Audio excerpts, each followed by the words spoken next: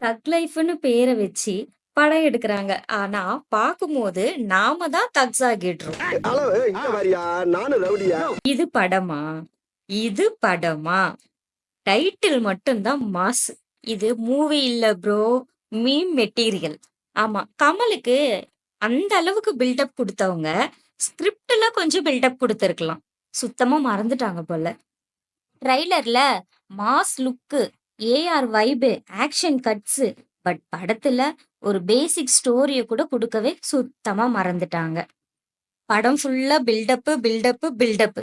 Climax வரும், வரும், வரும்ன்னு வெயிட் பண்ணுவோம். ஆனா கிளைமாக்ஸு அப்படின்னு ஒண்ணு இருக்கிறதே மறந்துட்டாங்கன்னு நெனைக்கிறேன்.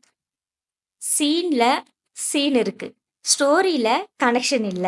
கேரக்டர்ஸ் வராங்க, போறாங்க. நமக்கு யாரு இவங்கன்னு புரியவே இல்ல.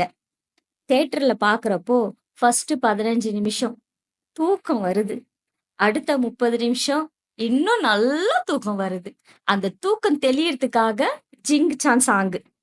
ட்ரைலர் மாரியே படமும் செம்மையா இருக்கும்னு தான் நெனச்சோம். ஆனா ட்ரைலர்ல இருந்ததுல 10% கூட படமா நமக்கு கன்வே பண்ணல. போற போக்க பார்த்தா, நல்லா தூக்கம் வரணும் அப்படின்னு நெனைக்கிறவங்க இந்த படத்துக்கு போகலாம். இன்னும் கொஞ்ச நாள் போச்சுன்னா, தூக்கம் வரலன்னு டாக்டர் கிட்ட போனோம்னா, பிரிஸ்கிரிப்ஷன்ல கண்டிப்பா தக் லைஃப் படம்னுட்டு உங்களுக்கு மென்ஷனே பண்ணி குடுப்பாங்க.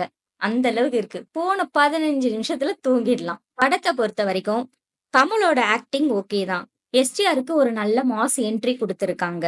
கேங்கஸ்குள்ளவே நடக்கிற ஃபைட்.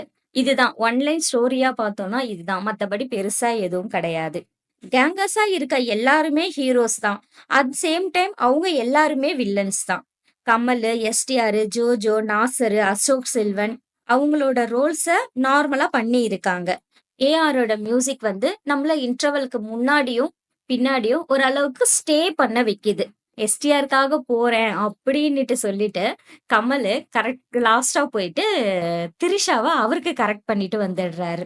ஸோ திரிஷா வந்து நெகட்டிவ் ரோல் பண்றேன் அப்படின்ற கான்செப்ட்ல இந்த ரோல் ஏன் பண்ணாங்கன்றது ஒரு சின்ன மைனஸ் தான். பட் ஓகே தான். திரிஷா நல்லா பண்ணியிருக்காங்க.